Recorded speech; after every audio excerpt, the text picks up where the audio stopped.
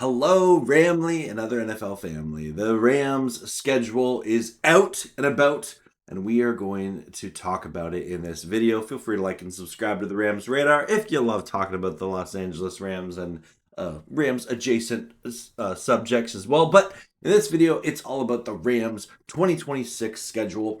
I will say, love their release video. Huge Napoleon Dynamite fan. There were some fun jabs in there for sure. But in this video, I'm mainly talking about the actual schedule, kind of the vibe of it, pros and cons. When I say we, I mean I want to hear from you guys in the comments below. What are your thoughts on this schedule?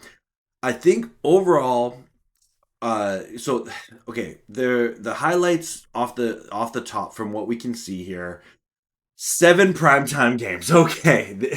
And it's funny. The Rams have 7 primetime games, and yet there's still going to be the people out there, the haters, that are going to be like, "Who, the Rams don't have any fans." Well, if your team doesn't have any fans, you don't get 7 primetime games. So you can just go and drink a bowl of water. Okay.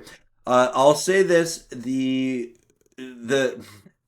is, when I initially saw, okay, 3 games are prime time to start in the year. One of those over in Australia, down under. G'day, mate. And then you fly back to Los Angeles, have a Monday Night Football game against the Giants, and then you go to Denver in week 3 to play on Sunday Night Football. That is quite the way to start the season. Oh, and right after that, they have to go to Philadelphia, because they always have to go to Philadelphia, to play the Eagles. And then after that, you have another Monday Night Football game back at SoFi Stadium to play the Buffalo Bills with Josh Allen at the helm.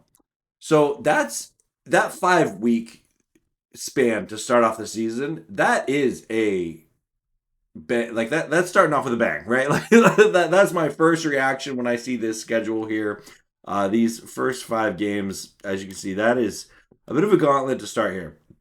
Then you get into the 2-game stretch here, which I guess would be kind of the softer part of the Rams schedule. If you're looking at it as a whole, of you get the Cardinals in SoFi Stadium, and then you have to travel to Las Vegas to play the Raiders there. So and who knows? Both those teams, new coaching regimes, lots of new faces, new places.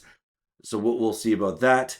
Then you got the battle for LA in season, which I'm really stoked for this game. Week 8 versus the Chargers.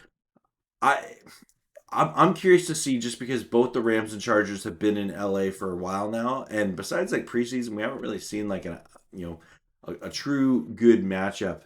And I feel like this could be one of those games that is low key a lot of fun. And so I actually love that this game is not a primetime game, and that LA fans can come out. And you know what, like, when I'm trying to get to at least one game at SoFi this year, and that might be the one I try to get to, but we'll see.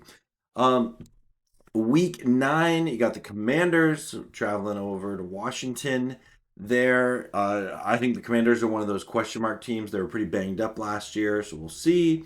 Then you're going week 10 to take on the Arizona Cardinals for a second time. And again, we just don't know what is the Cardinals going to look like this year. They're not projected to be very good.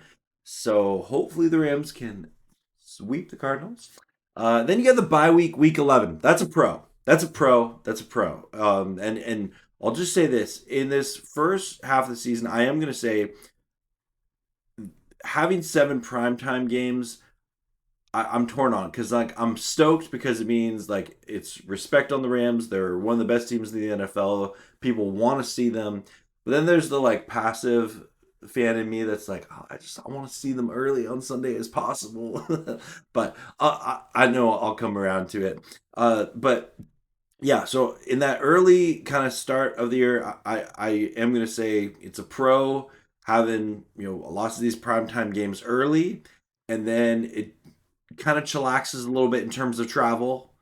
And I do think having the Cardinals and the Raiders in that week 6, 7, no, I'm not going to do it. It is a benefit. That's a pro. That's a pro. The week 11 bye, I I used to always want buys in the middle of the season. I am someone that I'm starting to like it when your team's buy is kind of either early in the year, so you can kind of benefit from correcting things that are happening, and you have a week to take a step back. But I do like the week 11 bye week, and the reality is the Rams, they have kind of just such a wonky start of their schedule with all these primetime games that hopefully they'll be able to get through that early part of the year with some W's in the win column for sure. After the bye week, they are playing the first ever Thanksgiving Eve game on a Wednesday. I'm going to say this is a con. Not a big fan of this. Against the Green Bay Packers. It's in SoFi Stadium. You know Packers fans are going to travel well. They're probably all planning taking their Thanksgiving weekend in LA now, so you expect to see a lot of green and yellow cheeseheads coming to LA that week. And then I am really excited about this, and I hope both teams are healthy for this rematch. You get the Kansas City Chiefs on Thursday Night Football. It it's going to be interesting to see the Rams and Chiefs a little later in the year. Week 13 there. I yeah that I'm still forming my opinions on that. I am going to say this is a pro. I think some people wanted the Chiefs earlier in the year, but I'm going to say I think later on in the season, playing your best football, playing teams that are going to be playing their best football, competing for playoff spots. That's what we want. That's what you want as football fans, right?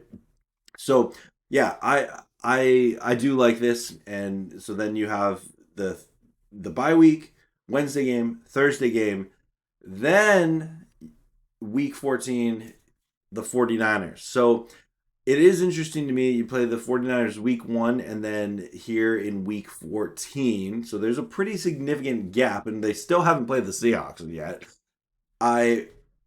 So to conclude this series there, I do think the San Francisco 49ers have some of the biggest question marks in the entire NFL right now, just because they were a team that was pretty banged up last year, but yet they still, they got to the divisional round of the playoffs and got destroyed there. But that's a team with a lot of question marks, and I think the week 1 team that the Rams and 49ers will play each other are going to be dramatically different than a week 14 team as well. So excited to see that. Always fun when the Rams and Niners play. Then we got the Rams and Cowboys, which anytime it's a Dallas week, your team gets pretty hyped for it.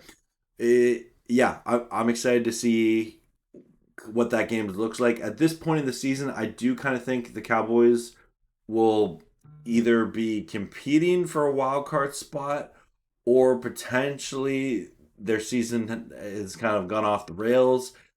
And who knows? Who knows what that game's going to be? But I don't think that there's like a soft game to be had here with the Cowboys. So then you have week 16, the first matchup against the Seattle Seahawks. This is a Christmas game on a Friday. Oh boy, folks. Christmas games in the Rams. Obviously, the last time the Rams played on Christmas, it went quite well. For those of you who remember the Rams and Broncos game. So I wouldn't mind if the Rams just decided to destroy the Seahawks on Christmas. That would be a really fun gift.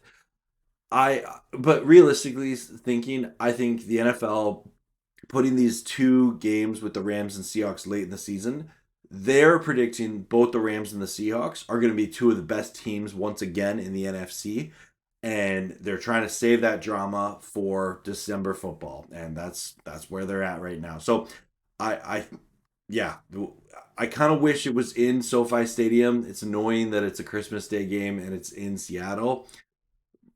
C'est la vie, I guess you say.